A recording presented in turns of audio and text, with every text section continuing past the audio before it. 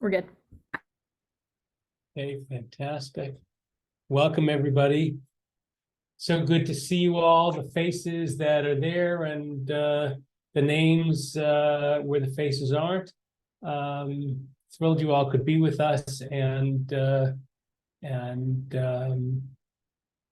yeah, wonderful. Oh, Lyndon Scott Cole, welcome from all the distance. Thrilled you're here. I see one of my Rabbinic school HUC education team, not team, someone I went to HUC with way back in the day is on. Some former staff members, dear congregants, relatives of congregants. Thrilled you're all here.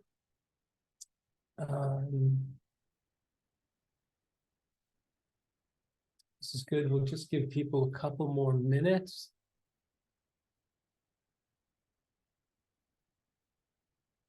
Awesome. So just some background for people.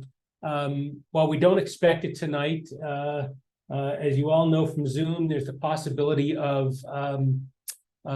Zoom bombers and meaning people who come in and just put all sorts of terrible stuff in the chat or in the or what have you. If that happens, don't react. Please chat over to Lisa Friedman, who is our Zoom master, and we will invite them into the waiting room. Similarly, there are people who will have differences of opinion. I invite you to have that conversation at other points in time. This is not a place for protests or the like. It's a place for a report. Raising the volume on my end is pretty much up there. I've got the volume up on my well, wait, let me try one more thing. Okay, yeah, so this did kick out. Okay, I'm going to try one more thing. Let's see. Okay, no. How's the volume here? Can people hear? Okay. I do apologize that some of it is not as clear and crisp as we would like. Okay, for some it's loud and clear. One of my college, not roommates, but college friends from freshman year is here from the East Coast. You're up late. Thanks for being here. Thank you to dear congregants who have been here throughout. Okay, I think I'm going to start. Hi, everybody. Everybody see my Israel hat? Okay, and done. It's hot in here. Welcome, everybody. My name is Paul Kipnes. I'm a rabbi here at Congregation Orami, and I am thrilled to be here and able to report about my last experience. Before we begin, I want you to know a couple of things. I just flew back in on Friday. I came back with a fantastic Israeli cold, and I think I got it from my nieces, my grandniece and grandnephew, and I am working through it. So I'm jet lagged. I'm still have a little cold and cough, and so I may not be as crisp as I hope, but we'll try anyways. Secondly, I would love in this hour to be able to share with you a complete geopolitical analysis of what's happening and let you know exactly how to understand what's going on in Israel and in Gaza. Unfortunately, there's not enough time for all of that. I'm probably not wise enough for that. And you don't have security clearances for me to share that with. That's a joke. Okay, with that, Lisa, welcome to Lisa Friedman, who is our Zoom master and will be leading our slides and is a rabbinic student at Hebrew Union College, Jewish Institute of Religion in her first year and has grown up in the synagogue and is a valued partner and friend. So let's begin the slides.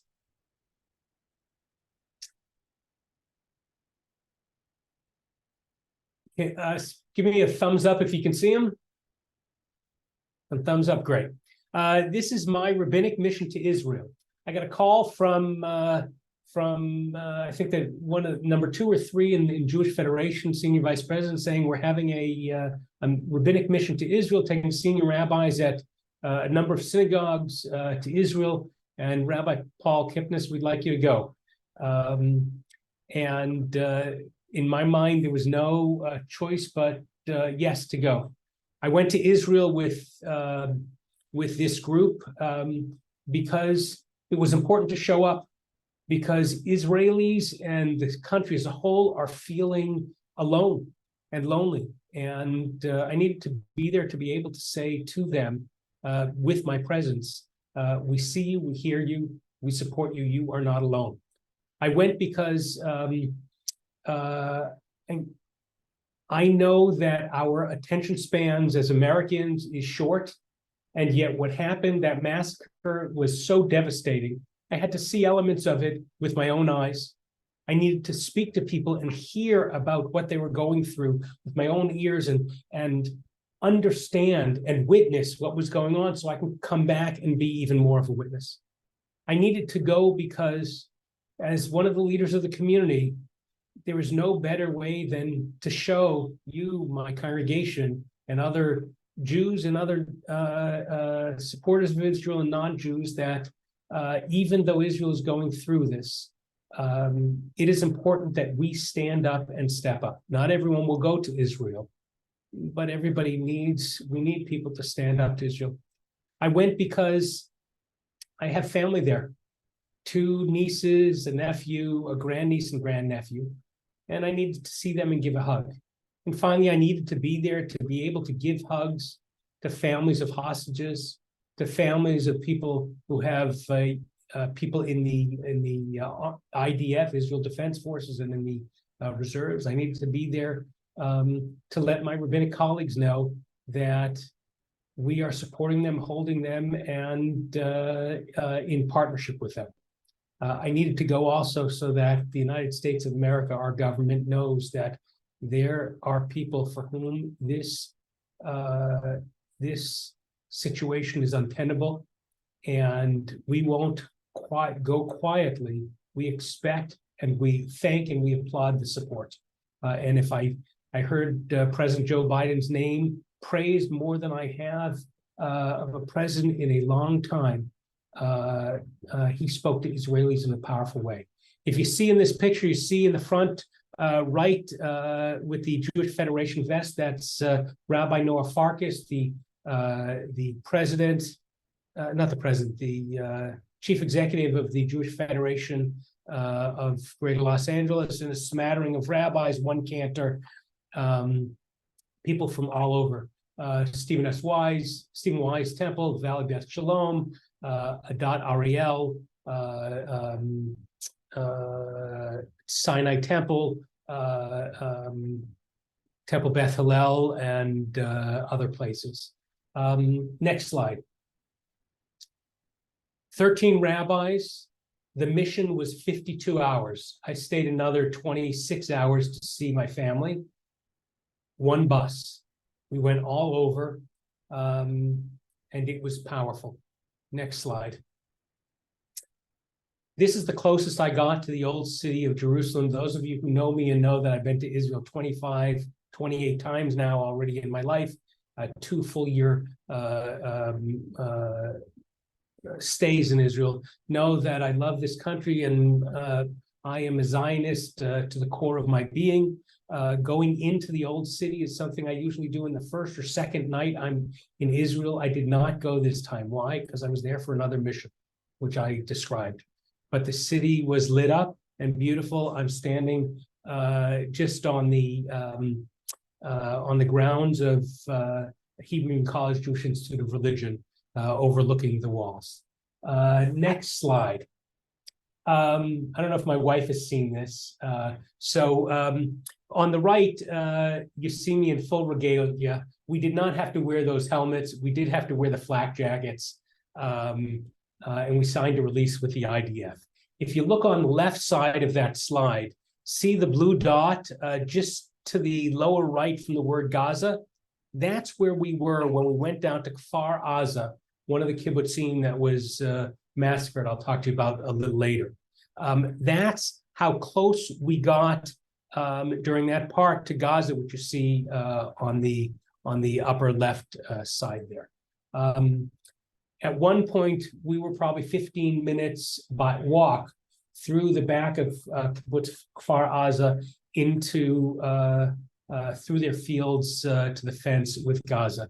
At no time did we feel unsafe.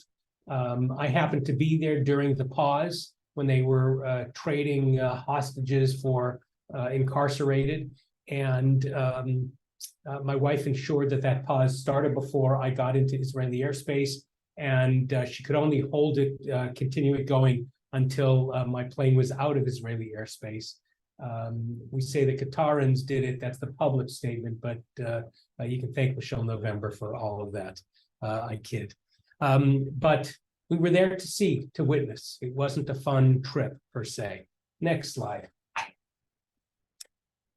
On the left, the sign to Kfar Aza. Kibbutz Kfar Aza is a kibbutz in the Gazan envelope. You saw how close it was. The envelope is that region surrounding Gaza, where they work the land. It is if you look at the middle picture, it doesn't come out as beautifully, but it is a bucolic area.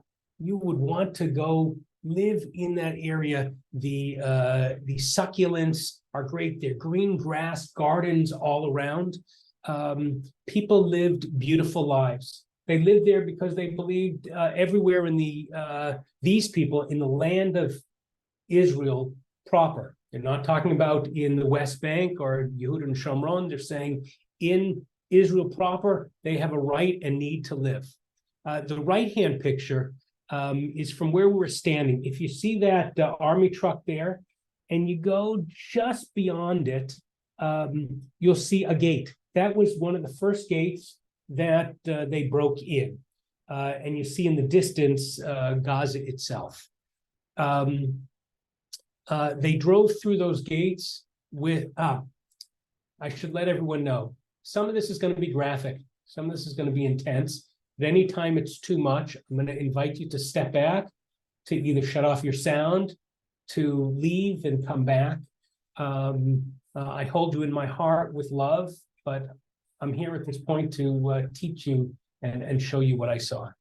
As you see, it's where I was standing to take the picture was at the back of where the youth live. The youth, when they're 18, get their own apartment. It's a small little 2-room place. And it was one of the first places that was hit by the Hamas terrorists. Next slide. This is a spokesperson from the Israeli Defense Forces who was with us. Go ahead. Let's play the video. Thumbs up if you can hear her. Cannot hear her, Lisa. Are you sure? Because I saw a lot of thumbs up. Oh, everyone here, thumbs up if you could hear. Oh, down. Okay, one sec. Did we maximize it for? I did, but I'll try again. 1 second. Thank you. So the IDF spokesman was with us to sort of guide us around and explain various things just on that part of the tour. We also had a security guard through the whole time. Let's try it now.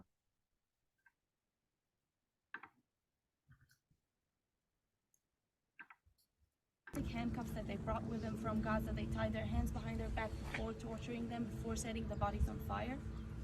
They came in, like Maya said, well equipped, whether it was from the air or from the land.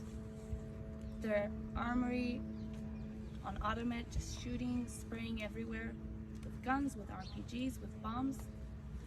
Now, I wanna say something. Some of you, I think most of you know this, but for every Israeli, we know what a bomb shelter, what a mamad is.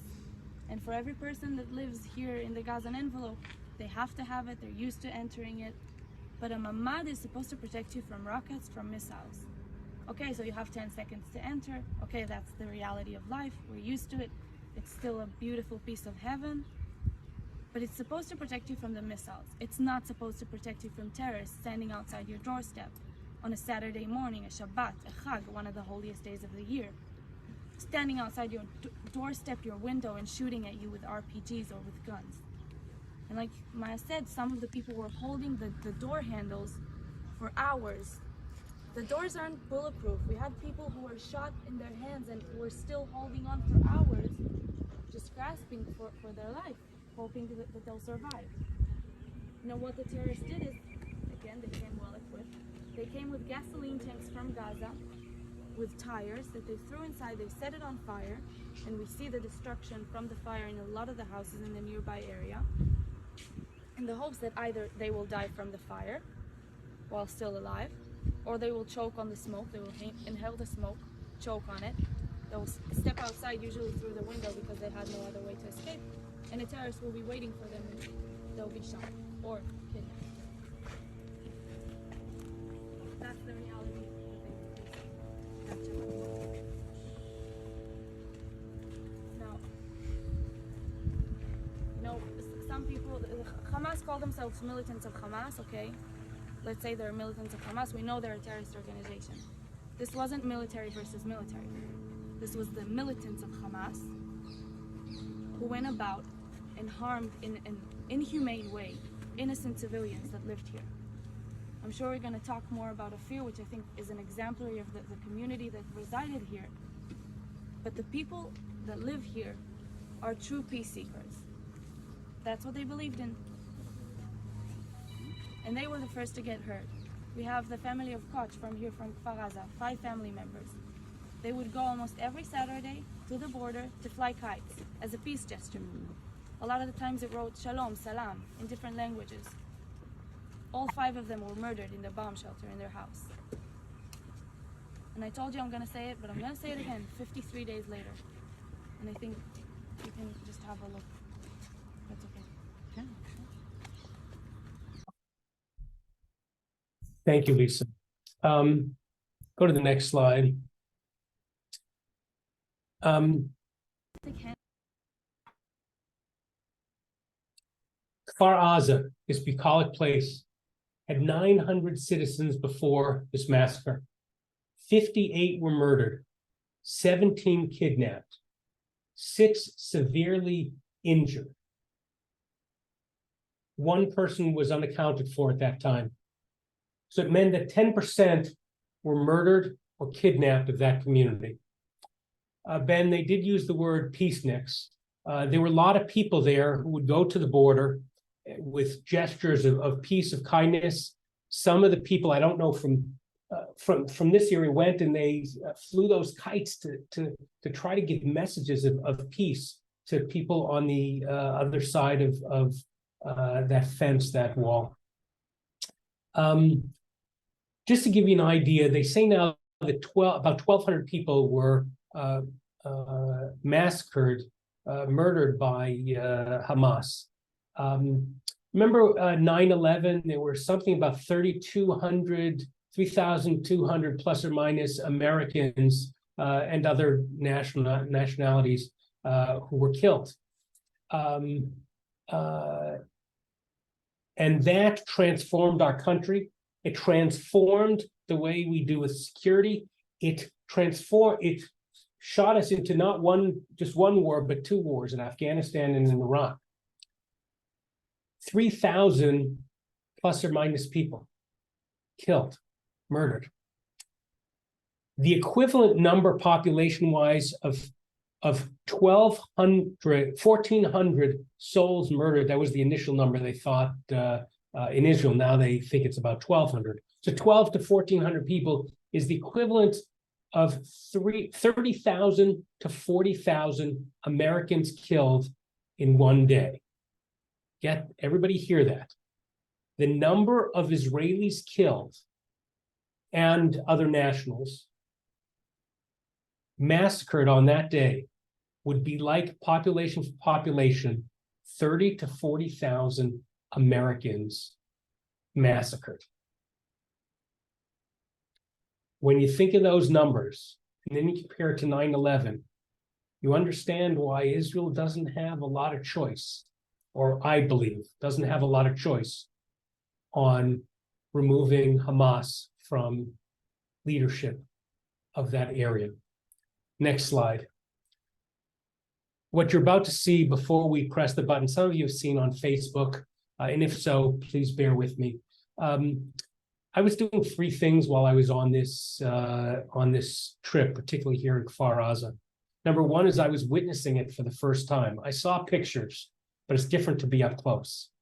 Secondly, I was trying to make sense of what I was seeing. And third, I was trying to capture it to be able to share with you. Someone said to me after watching this video, I can hear you struggling to try to narrate and not lose it, not become overwhelmed. And that was the struggle. Anyways, let's play this, Lisa. I don't even know how to begin to talk about what I'm seeing here. Some of these numbers, they say, are like what they did after Hurricane Katrina. How many people lived there, who was found, et cetera, et cetera. But this is not from a hurricane. This is from the hands of human beings. You see the destruction by fire. You see doors ripped off. You see bullet holes and fire. And here's an example of, they brought gas tanks from Gaza and doused these places with fire and burnt it all, burnt people. You see the bullet holes everywhere. This, by the way, is a youth village. When the young people turn 18, they get a little bungalow or a little small room. This is one of the first areas that was hit, and it was totally destroyed. Whose keys are these? Whose life was lost and the keys remain?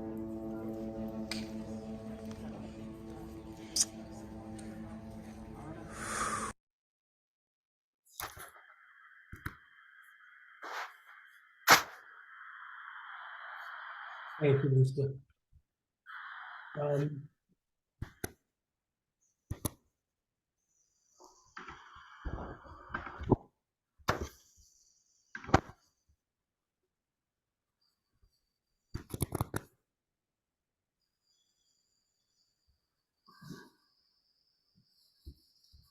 Rabbi Paul, are you there?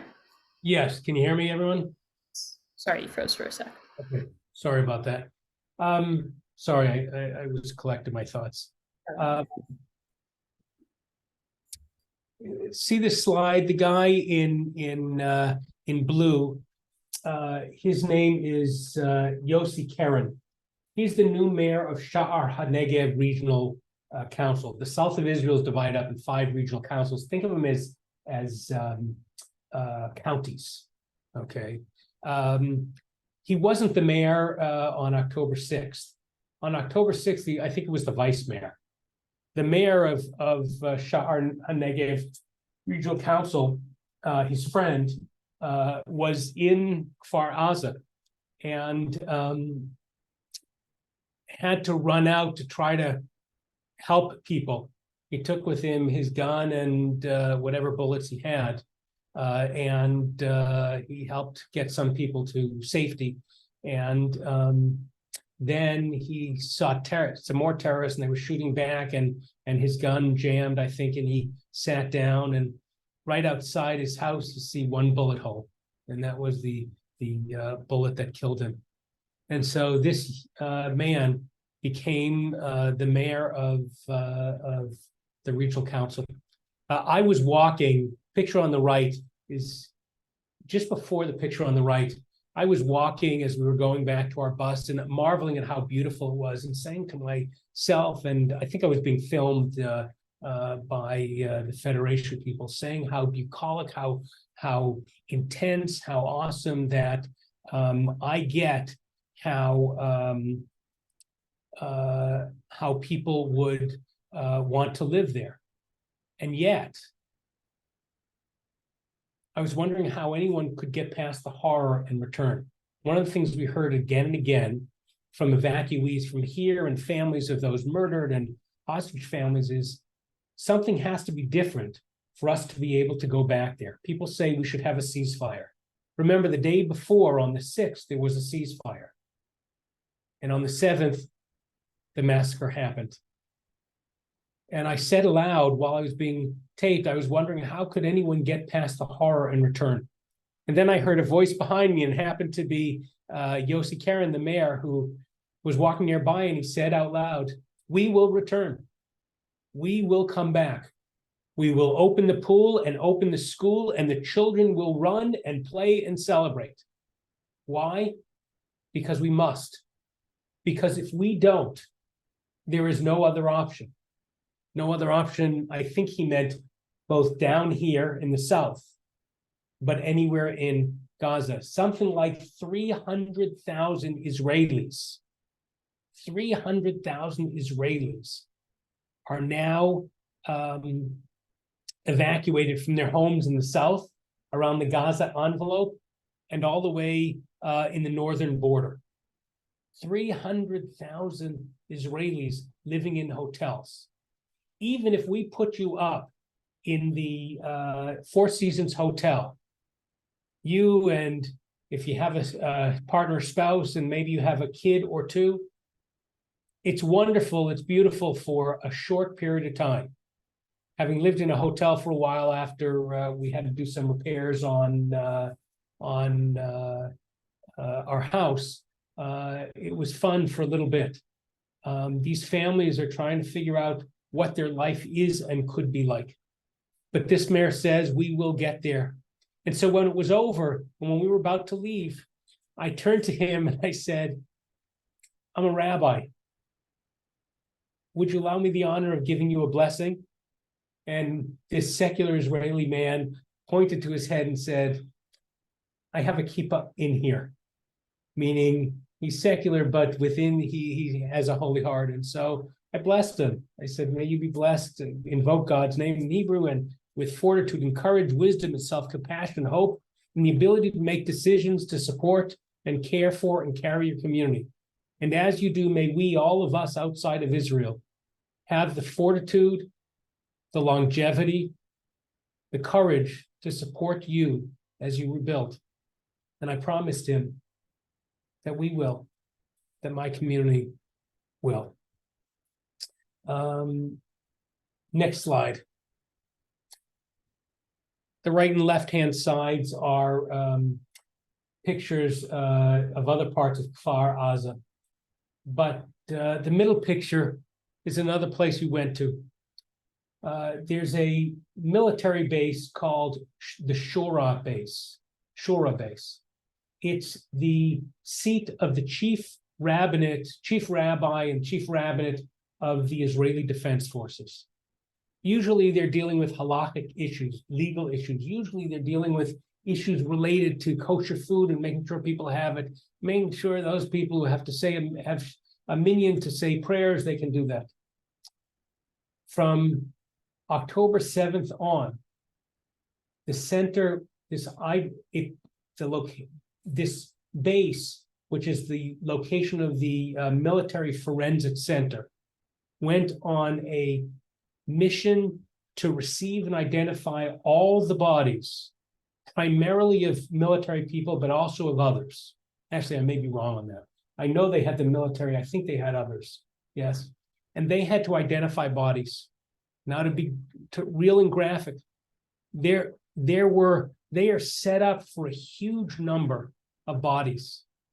And yet they had people in every hallway, on gurneys, on the floor, a big area of gathering. I think it was a multi-purpose room, or maybe the dining room was covered with body bags or people wrapped up.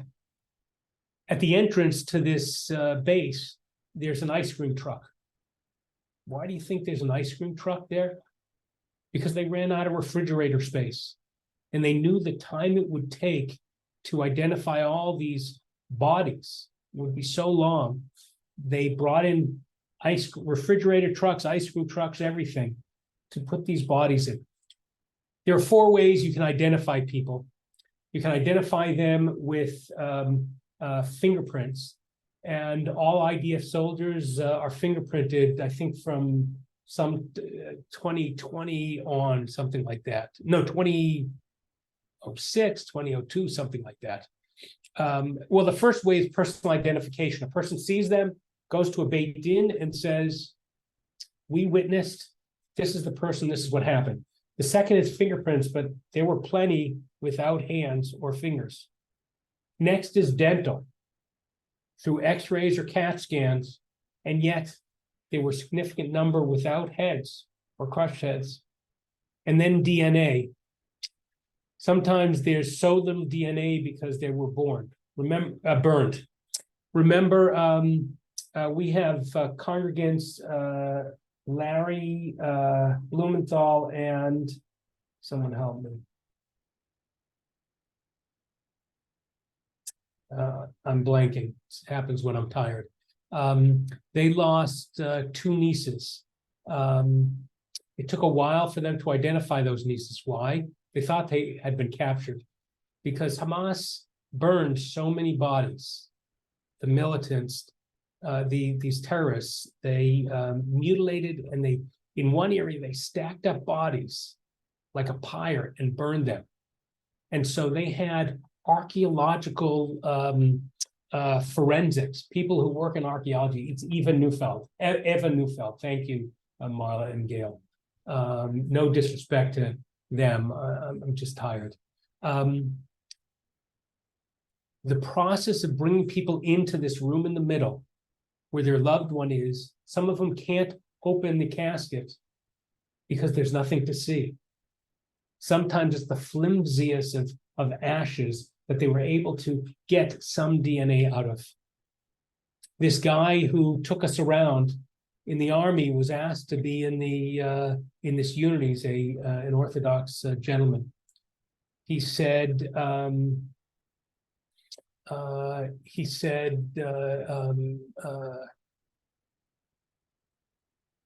never in my life could I imagine I would be doing this. As holy as the work is to identify, to take care of our deceased. Let's go to the next slide.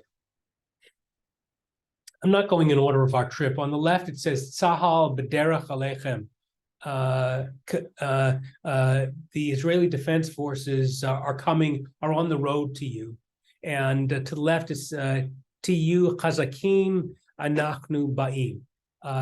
You be strong, for we are coming. And it was pictures of all the hostages.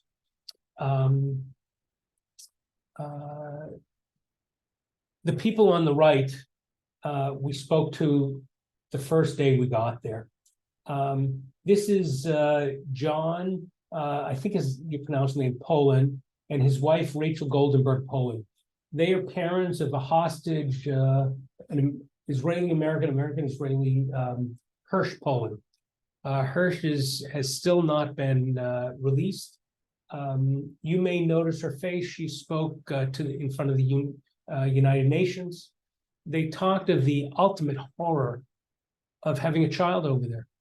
She said, everybody here wants to take care of us, give us food, give us things, anything. And she said,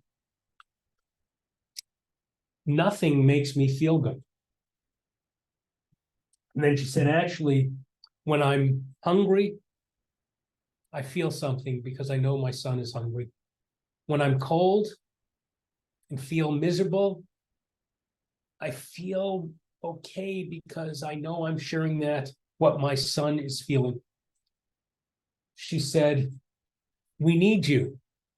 We need you Americans to be in touch with your government day after day after day, so that they will know that we need the United States to be on top of this. In fact, in their private conversations with people way high up on the chain of command in the civilian government, they were told, we need you to keep up the pressure. because the pressure from the other side is to stop all this is happening. So many of you saw, I sent an email out, the temple sent an email out today, and this week is a week of mobilization for the Jewish community to call our congressional leadership, and I would add to call the White House and let them know that you want them engaged, you want them to work to bring the hostages back. You want the Israeli Defense Forces to get the support needed to protect Israel, and really in getting rid of Hamas, to protect the Palestinians too. Next slide.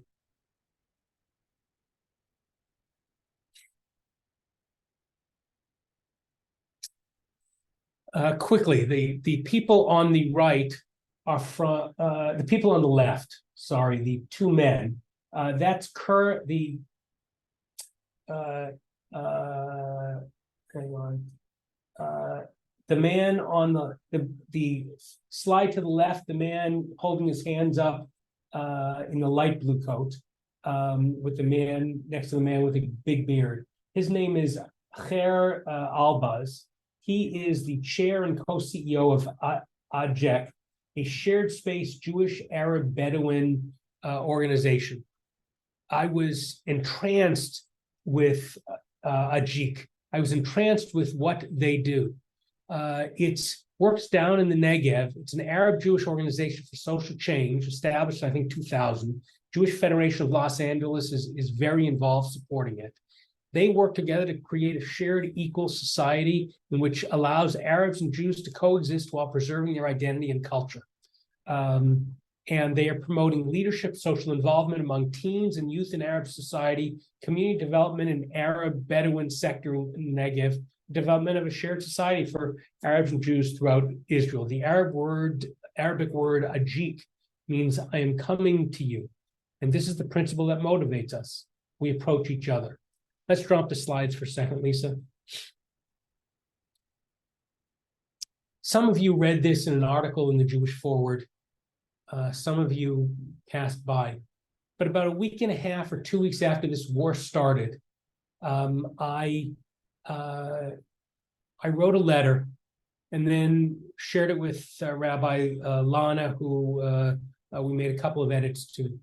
And then I got in my car and drove over to the Conejo Valley's Islamic Center of Conejo Valley. We used to have a relationship with the mosque there and with the imam, but it's a new imam, so I didn't know this one. We lost touch during COVID. I went over with one letter in an envelope and the other showing, and knocked on the gate. And it happened that there was only one car in the driveway, and it happened to be the imam and a friend of his. And I told him who I was, and I said, I want to share this letter with you. And the letter in part said, I'm Rabbi Paul Kipnes, and with Rabbi Lana Zilman Soloway, who wasn't there, I said, my heart breaks. I am heartbroken for the dead and injured among my people. And I am heartbroken for the dead and injured among the Palestinian people. My heart is big enough to hold both those truths together.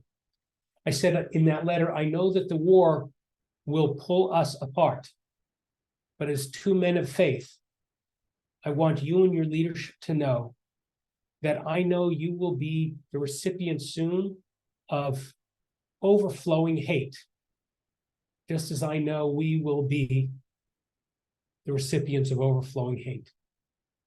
You should know that I don't make them, I don't play equivalents, but I do play heartfelt pain. You should know, and it wasn't publicized as well as I would have liked, but after Paul Kessler, was that his name, was killed, died at the rally in, I think it was Westlake. The next day I had a letter, and all the rabbis in the area had a letter from the imam and the board of the Islamic Center of Conejo Valley.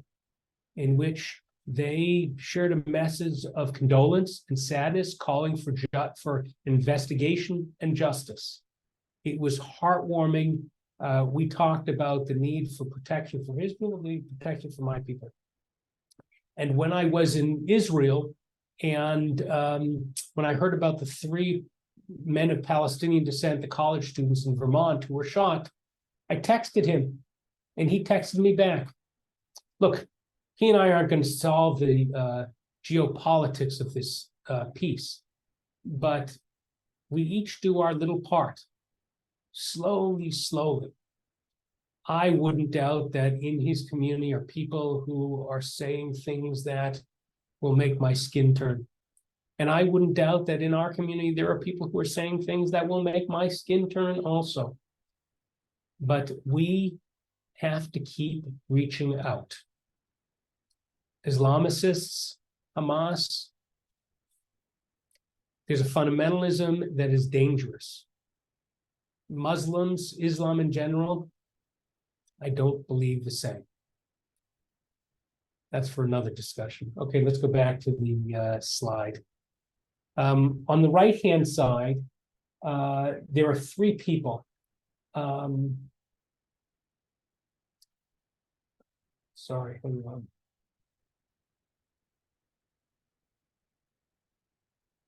on. The gentleman with the white hair, his name is Omer Agozi. He is one of the principals of an organization called Natal. Natal is an acronym that means the Israel Trauma Coalition. They are a group that works throughout Israel to work with victims of trauma, people feeling trauma, PTSD, victims of terrorism, and more. Some of you know of them because I've been felling about them, because about a month and a half or 2 months after the Woolsey fires, Jewish Federation brought them out to help us deal with the trauma of fires that put almost 85% of our congregation in mandatory evacuation. The loss of home, the loss of livelihood, the fear and the danger. They have set up throughout the South over the past 15 plus 20 years, resiliency centers, places where people can go and to help them get the services and therapy and the support needed to work through trauma. They are creating a plan for now. People can't easily go into those resiliency centers because they're all over the country, in people's houses, in other kibbutzim, in hotels. And so they're working on a patchwork of options, both over the phone, on Zoom, and in other places, to provide resiliency support, trauma therapy, etc., for Israelis who are touched by this. It's interesting, though it's not a great way of talking about this. They talk about 5 phases of trauma. Phase 1 is the precipitating event, the massacre, a tragic death, the fires. Then the next phase is the heroic phase, where we're getting through this. We're going to make it through. Those of us who survived, and we will rebuild. The third phase is the disillusionment phase. It could take over 2 years. Why did this happen? Why wasn't our government there? Why did the military mess this up?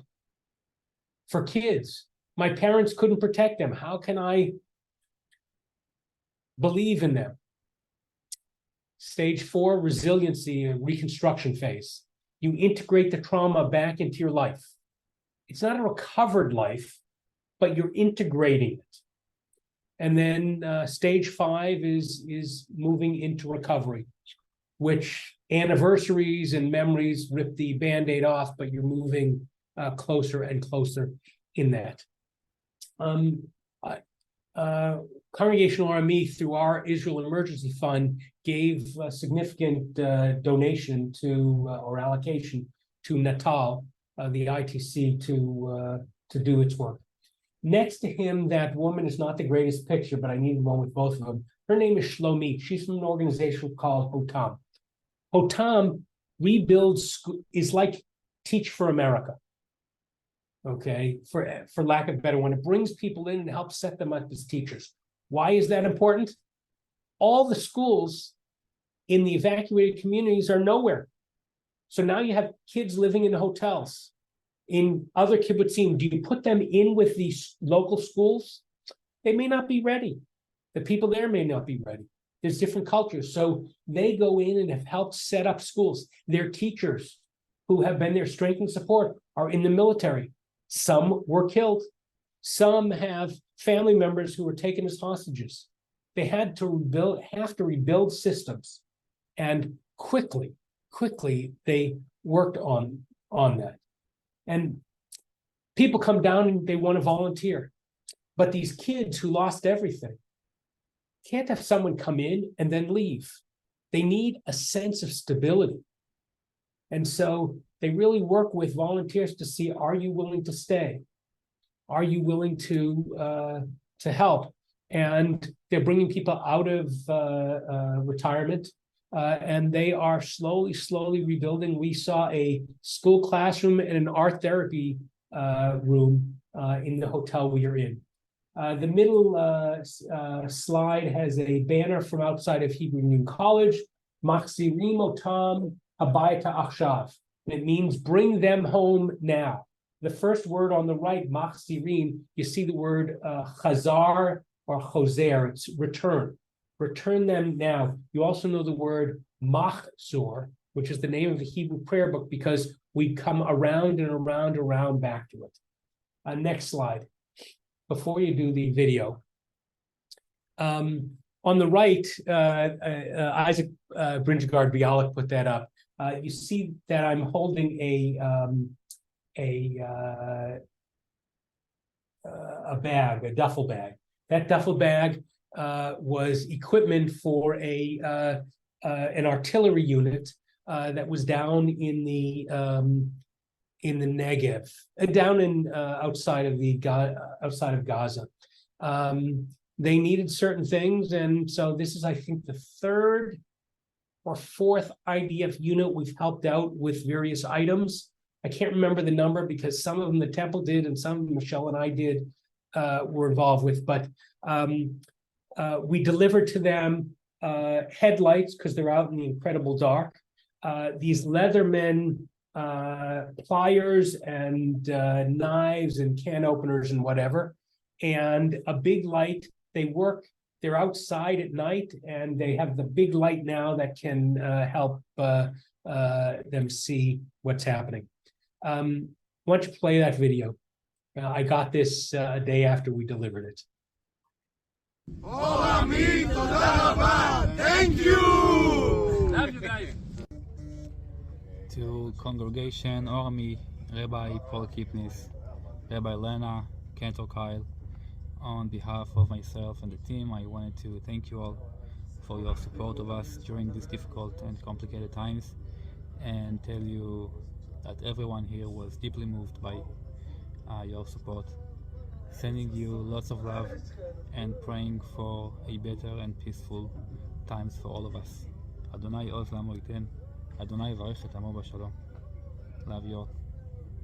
May God give strength unto our people. May God bless our people with peace.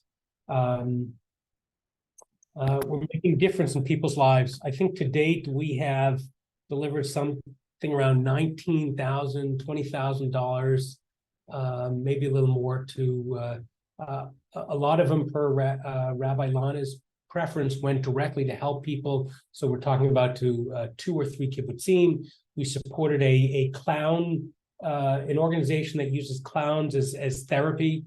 We gave to Natal. We gave to the Reform Rabbinic organization to help support those rabbis and give them trauma training so they could help.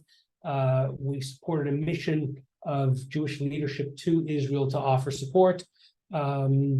We gave to the Jewish Federation's campaign, and I can't remember everything else, but and we gave to a number of IDF units. Next slide.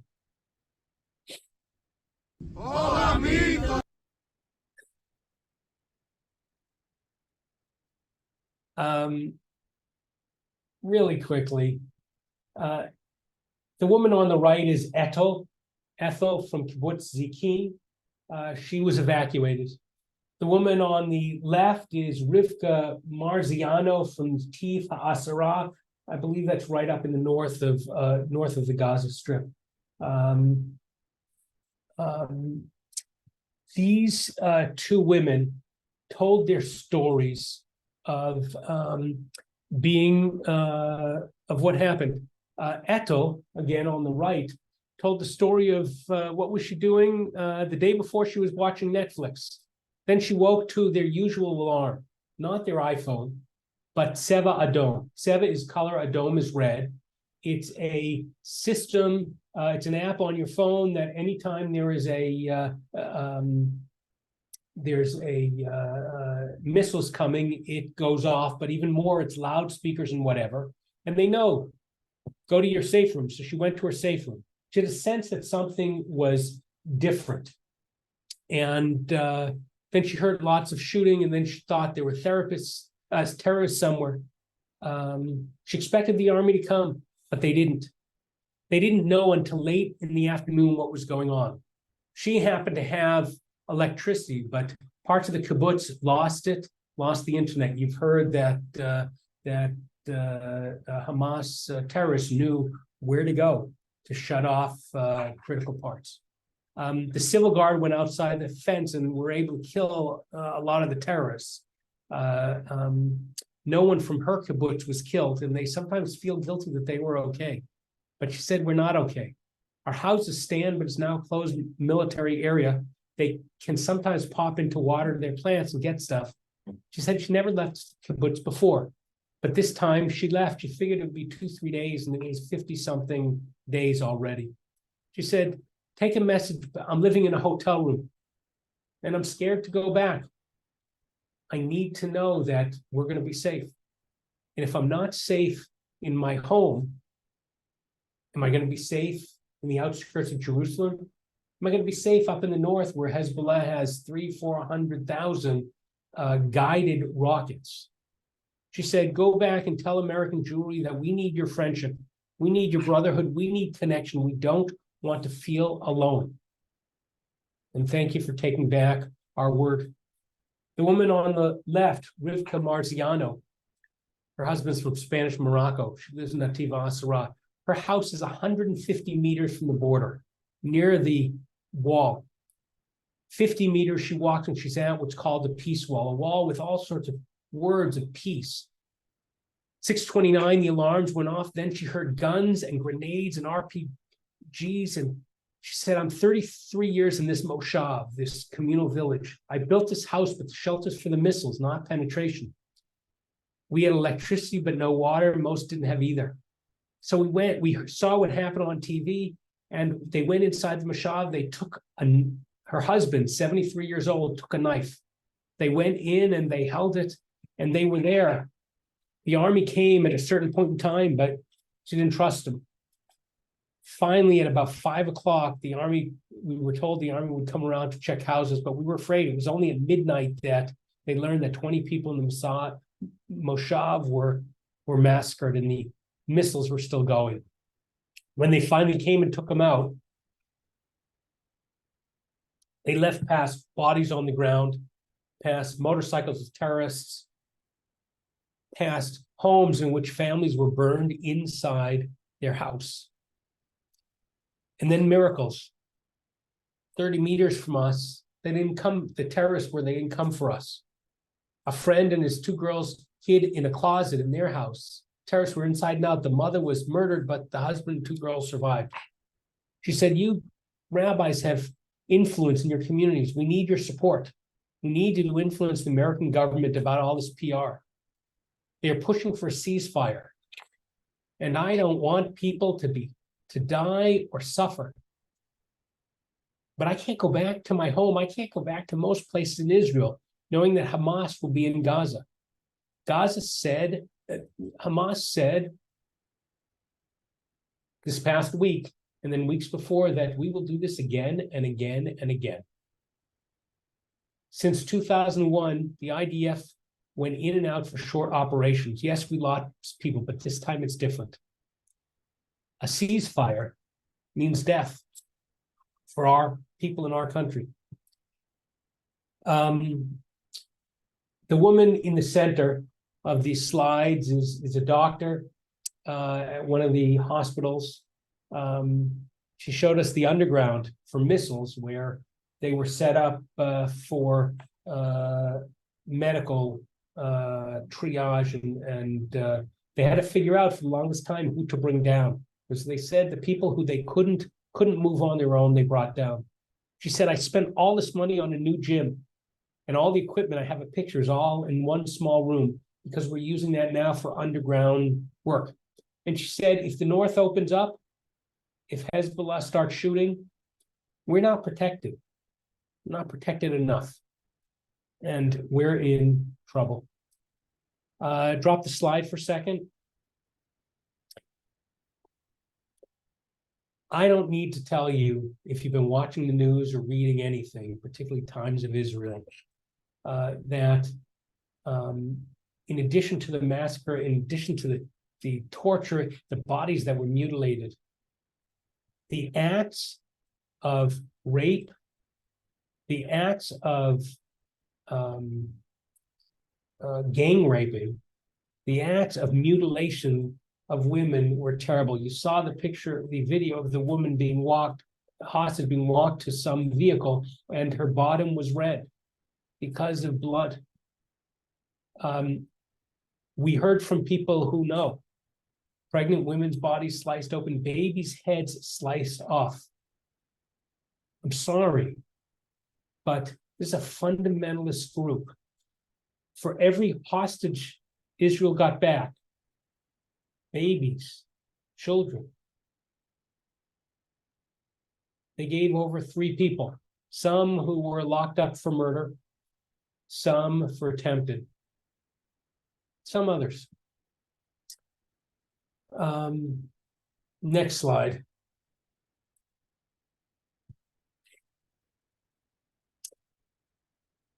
Do you want to talk about the shirt at all, Rabbi Paul, maybe? Or no? Go ahead. I don't know. The shirt says the 7th of December, which is when the massacre happened. So I think it's significant because Israelis... No, 7th of October. 7th of October. I'm so sorry.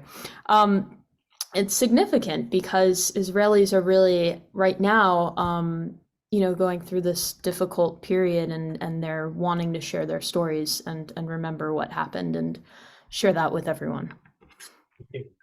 On the left-hand side is a electronic board. You see on the left, it's been 53 days when I took that picture since the hostages were taken. This is taken outside of the Tel Aviv Museum. It's called renamed Hostage Square, and there's a running every night. The woman on the right is the mother of a relative of that hostage. Go to the next slide, please. If you see on the left, every night people gather from all walks of life, all religious backgrounds. They sing, they read readings, they say prayers, they support each other. Sometimes the families of the hostages come out of the tents nearby to be with them. And sometimes they're just in earshot. And as you see on the right, there's art, and there were therapy clowns around, and there were art projects, an opportunity to donate and the like.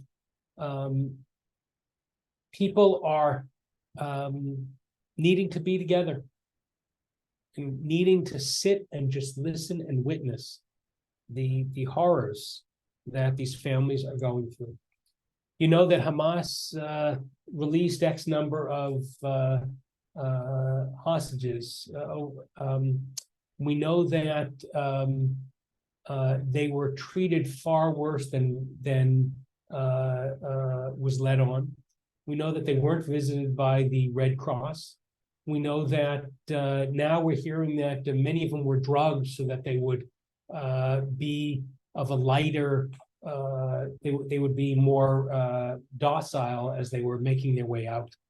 There are those who think that some of the hostages that weren't released that led to actually the ending of the pause were not let out because they were so tortured during their captivity or just before, and many victims of sexual abuse that Hamas couldn't give them back. And that's what people are saying. Next slide. These are my people who are in Israel. If you go to the upper right-hand corner, see that young man? You recognize him because it was his army unit that was one of the one I brought the things for. He's holding a cloth, a pad of paper of parchment on which he has written some of the story of Esther, Megillat Esther, the story for Purim. This is my nephew, Manor. It's my niece's husband. In addition to being a computer programmer, self-taught, and now in the artillery, he just before the war, he passed the certification to be a Stam Sofer. He can write mezuzot, he can write Megillot, he can scribe a Torah, and I think with his mentor, he will be doing so soon. I have his first commission. When he's ready, he'll make a mezuzah for me. You have to go through much training in a certain test before you're allowed to write the Shema Meforash, the name of God, Yud Hey Vav Hey. The picture just to the left of that of me hugging someone, we were at the hotel where people were evacuated, where I talked to those two women, and I turned around and in walked the young woman I'm hugging, who's also in the lower right-hand corner. That's my niece Avital, not Manor's wife. She was in that area for two reasons. One is she was one of the units that one of the people in the unit who were setting up people from Kfar Aza and other places in hotel rooms, then helping them set up schools. She was also there because the rest of her work now is on guard duty, and she knew my itinerary. Asked if I was coming to a certain place. I said, sure, I'll see you later on tonight. And I turned around and she was there and I lost it. On the left, the next picture of the mother, that's Yonina. You remember hearing about in the news now that there are, the IDF had indications that Hamas was planning something. They have people sitting behind screens watching what's happening in Gaza. And usually they're women who are sitting behind there, and then there are women who oversee that. Yonina, until 2016, was in an underground bunker, helping direct the army in Gaza. She and I were texting because she had written out a war plan that included terrorists jumping out of tunnels that they knew were nearby and expecting to destroy and kill them. They knew back then something was happening, and we had long text talks on WhatsApp about life and death and mortality. I've been with a lot of you in hard times, but to help walk people like that through that fear, she had taken her family during this war down to Tel Aviv, where some relatives were, and learned that their safe room didn't lock. And so the same night she drove back north, and she texted me and said, Uncle Paul, am I making the right decision to come up north here, closer to the Hezbollah missiles, where I don't have anyone to help me? Or should I be down there, but the door doesn't lock? And I thought to myself, I am out of my league. When I said to her, is this Mars or Venus? Do you want me to support you or advise you? This is the one time that I got the answer I didn't want, which was, did I do the right thing? The kid on the upper left is Ami, not named after our synagogue, but He's my nephew and owns my heart. And down below is me playing with Tehillah. I held her a whole bunch on this trip. The last trip I took in June, I didn't hold her so much because Michelle sort of grabbed her and wouldn't let her go in the most beautiful ways. Next slide, or is that's it, right? Let's drop the slides. I'm over time, so I want to share some final messages with you.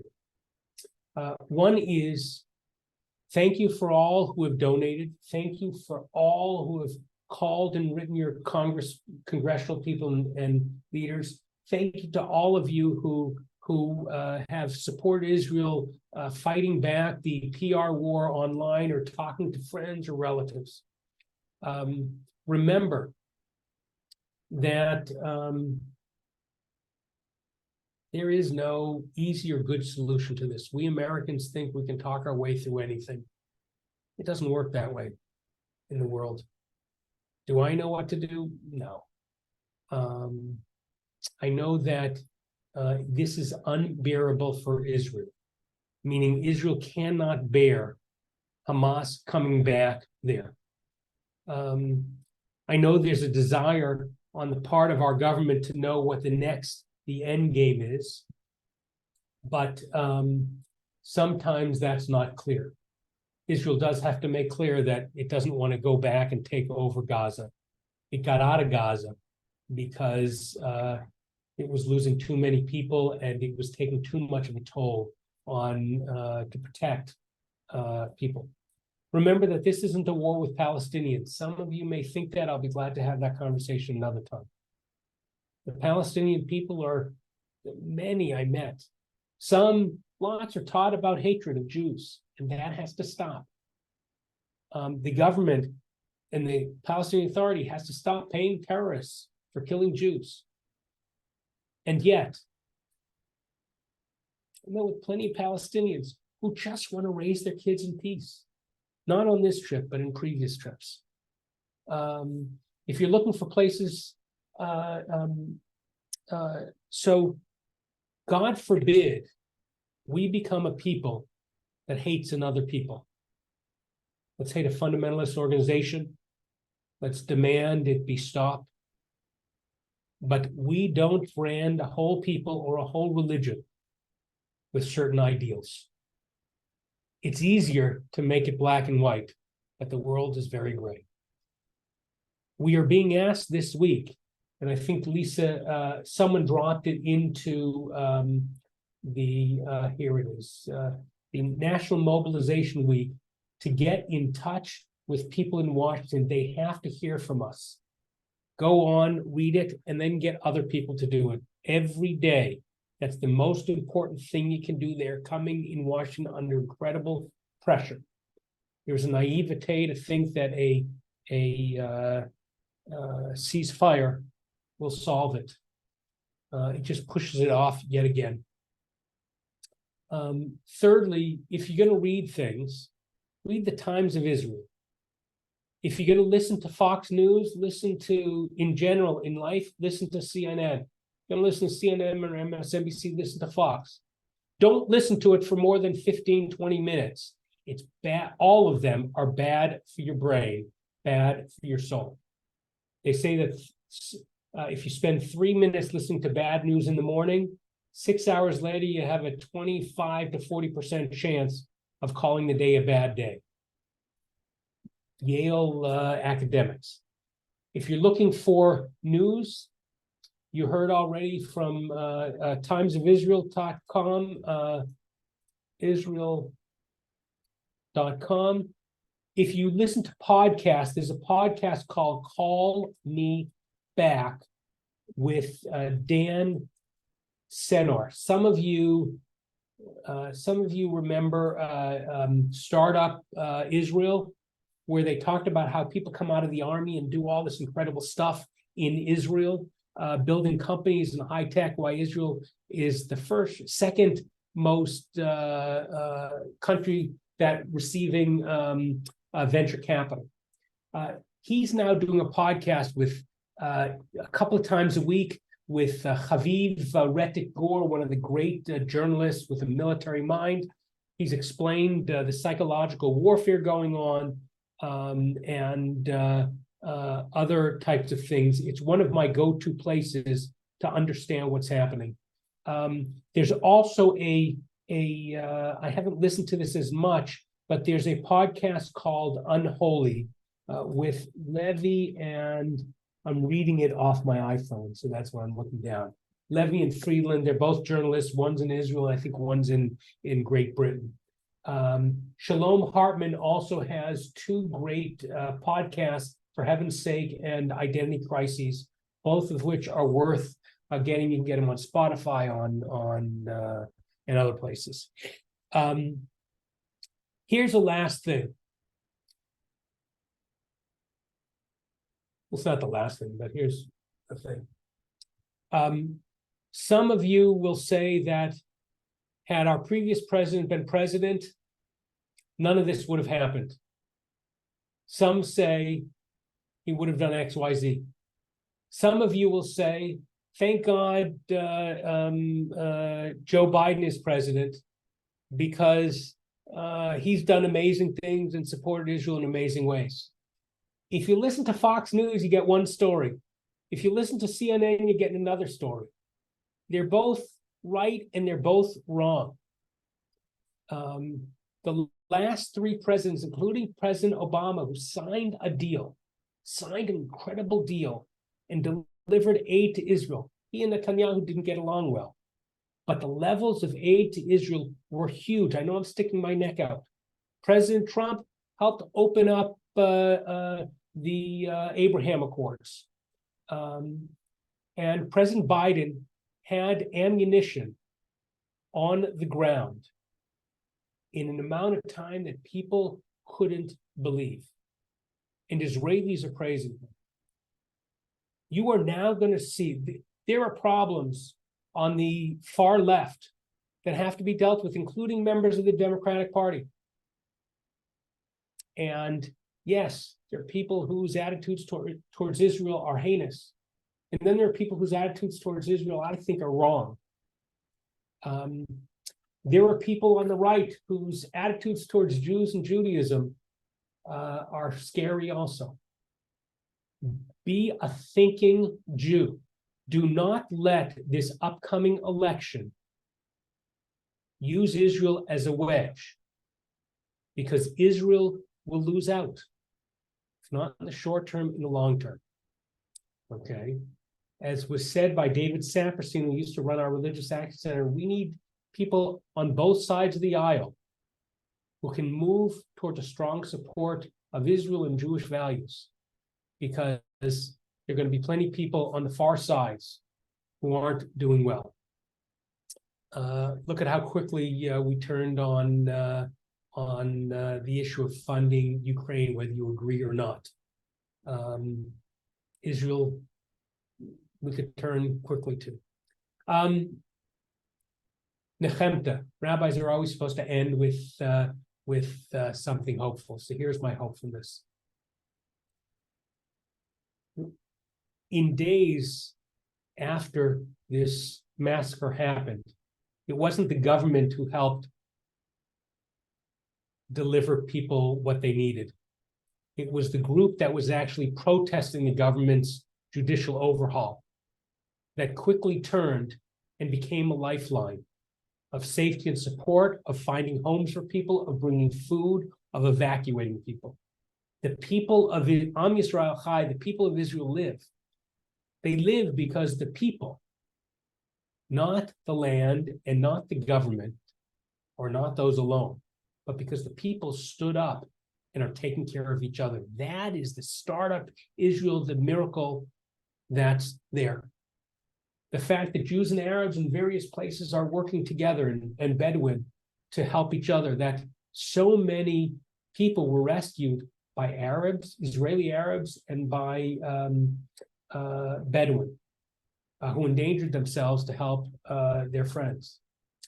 The fact that clergy all over we are supporting a synagogue up north. I met with my two friends, the rabbis up at the Reform Synagogue or Hadash in Haifa, who were helping soldiers in the north, from the north, and families who were relocated with food. They were the biggest operational center in that northern part of Haifa.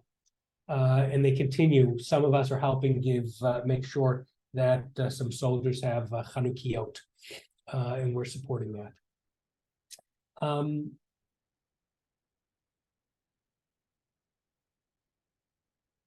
This will not be over next Tuesday or next month or in 3 months. This is a time for Jews to stand up and say, this is not right. Stand up and say, there has to be a way to make peace with Palestinians who want to. There have to be major changes in their governmental structure. Yes, but we have to stand up and say that this is not right, that this was not war, that this was mutilation, butchery, massacre.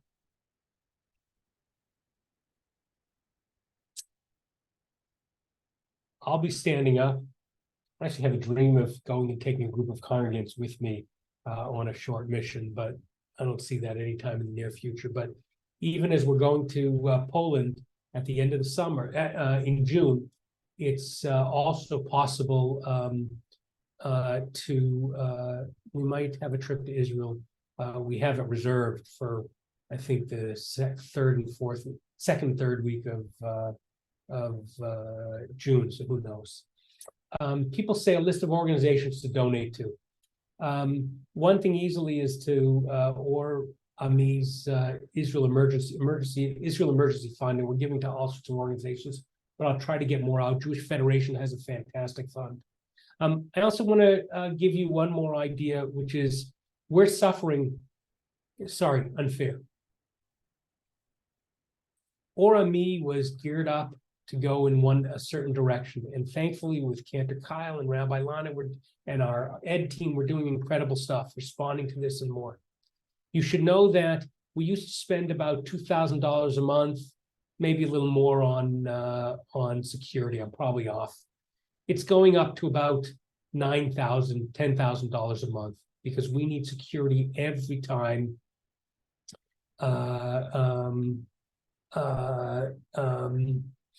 that we have people in the building. I don't know where those funds are going to come from to pay for that security. We have been gearing up. I'm spending fully 35 to 40% of my time counseling people one-on-one, texting and talking to college students and high school students and young adults, helping congregants, preparing things like this, all surrounding Israel and surrounding the rise of anti-Semitism. If your heart opens, even as you give to Israel, the synagogue needs it now. We had a generous donation by the Myron and Nancy Denbo Social Justice Fund that is allowing us to work on issues, and the issue we've chosen for this year is anti-Semitism and to help our kids on college campuses and out in the world. And even with all their generosity, it's not enough. We are retooling. We are retraining. We are supporting our clergy and our staff and our leadership. And for the year end, consider making an extra gift to Congregation Orami, to our anti-Semitism response fund, or just in general to Orami, because this is going to be a tough year. And you got to still give to Israel. One final comment, and then I'll stay on if people want to ask questions respectfully. I am not God. I sometimes play God. Actually, Cantor Kyle played God at my holiday services. You don't have to agree with me. I'm not a geopolitical scientist. I shared what I have. You can think I'm wrong. You can think I'm naive. You can think I'm not caring enough for the Palestinians or too caring. You can think I'm naive about the Democrats, or I'm, too kind to the Republicans, or naive about the Republicans, too kind to the Democrats. I'm just saying, being part of Congregation Orami means we listen and open our minds and have conversations. We hired a rabbi from Israel who is one of the wisest people I know, and will talk to anybody about wherever they are. So come and learn with her, learn with me, learn with Cantor Kyle, but do it with kindness. And I want to thank you all for being here. I want to thank Lisa Friedman for Zoom mastering this. I want to thank you all for caring. This will be, as soon as we figure out how, in the next day or two, we'll get it up on our YouTube page and people can see it and share it. And again, in those places where I forgot names or didn't have precise information or have some numbers wrong, I'm going to use the excuse that I'm recovering from a cold and jet lag to explain that. I'm Yisrael Chai, people of Israel live. Thank you to our leadership for allowing me, supporting me as I went on this trip, and all of you for being here. Thank you. If you want to ask a question or whatever, if it's a question, if you want to make a statement, let's have that later. But if you want to ask a question, use the reactions to raise your hand, and we'll take it from there. And the rest, you may go. Lisa, I'm going to change the security to allow people to unmute. But as I do, if you see something, just go back to security and mute it back up. So if you have a question, raise your hand, which you do through reactions. And if not, good night. Donna Hennis. First, Rabbi Paul, do you want this part recorded or no? No, let's stop it now. Okay. Okay.